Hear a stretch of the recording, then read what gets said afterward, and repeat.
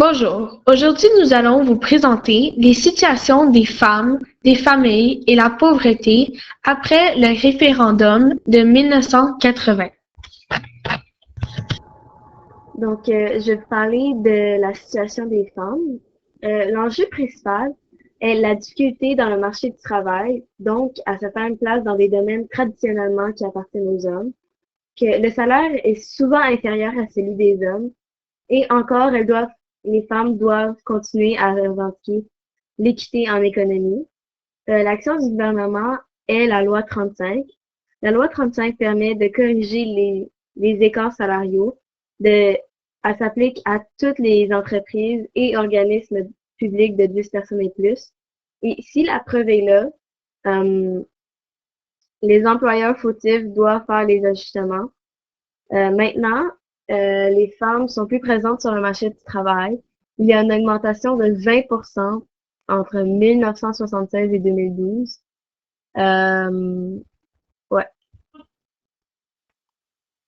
Au cours des années 1990, plusieurs mesures sont mises en place afin d'aider les familles québécoises.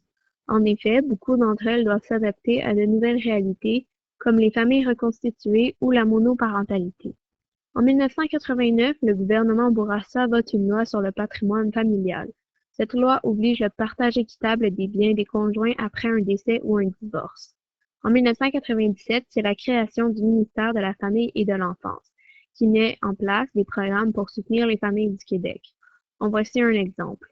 Le 23 mars 1997, les Centres de la petite enfance, CPE, ont été mis sur pied par Pauline Marois, alors ministre de l'Éducation du Québec. Ce sont des institutions québécoises consacrées à la garde et à l'éducation de jeunes enfants. Ce sont des centres subventionnés par le gouvernement du Québec, ce qui fixe les frais par jour à 5 $ pour qu'ils soient accessibles pour tous. La création d'un régime d'assurance parentale apporte un soutien financier aux travailleurs qui désirent prendre un congé de maternité ou de paternité.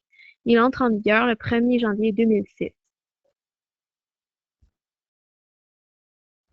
Au début des années 1980, le Québec est frappé par une récession, en d'autres mots, un ralentissement économique, qui affectera la population et amène des conséquences au plan social. Cette récession fait augmenter le taux de chômage au Québec, donc 1 million de travailleurs perdent leurs emplois, dont beaucoup de jeunes. Aussi, de plus en plus de personnes ont recours aux programmes sociaux de l'État pour subvenir à leurs besoins. Les emplois sont rares et instables et les salaires n'augmentent pas au rythme du coût de la vie.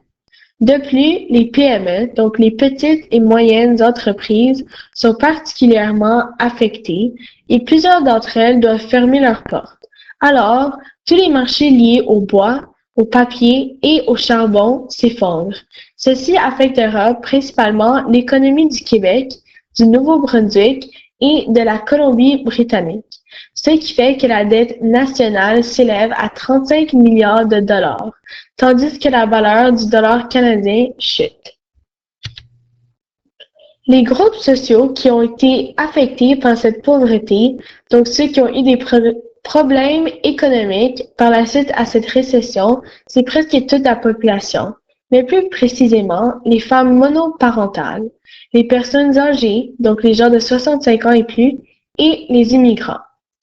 Un des groupes qui viennent aider à la situation de pauvreté est le Club des petits déjeuners, qui a été fondé en 1994 par Daniel German. Ce club donne la possibilité aux enfants pauvres des écoles primaires du Québec de prendre un petit déjeuner 7 jours sur 7. Pour réduire les inégalités en 2002, l'Assemblée nationale du Québec adopte la loi numéro 112 qui vise à lutter contre la pauvreté et l'exclusion sociale. Elle vise à baisser le nombre de personnes pauvres au niveau le plus bas parmi les pays industrialisés. Le but du gouvernement est de créer un programme pour la réussite scolaire, les emplois et de trouver des logements abordables pour ceux-ci. Il y a de moins en moins de personnes dans des situations graves comme auparavant, mais elle est toujours présente dans la société. Dans ce graphique, on peut voir la différence de pauvreté des années 1980 jusqu'en 2011. On peut voir qu'en 1980, la pauvreté était beaucoup plus élevée et qu'elle diminue au fil du temps.